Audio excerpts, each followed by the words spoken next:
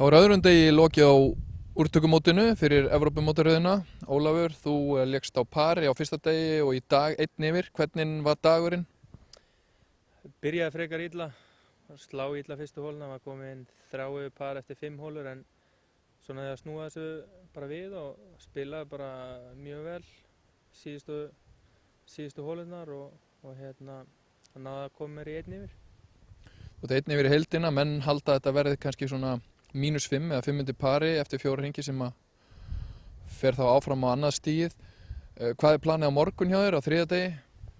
Bara halda áfram að gera það sem ég er búinn að gera. Ég er vel æfður og er að spila nokkuð vel þó að skorið sig kannski að ég hefði mátt vera betra. Einn yfir er samt allt í lagi, ég er inn í mótinu ennþá og maður þarf ekki nema einn góðan dag og þá er maður kominn vel inn í pakkan aftur og ég ætla bara að mæta vel stemdur á morgun og sjá hvað gerist.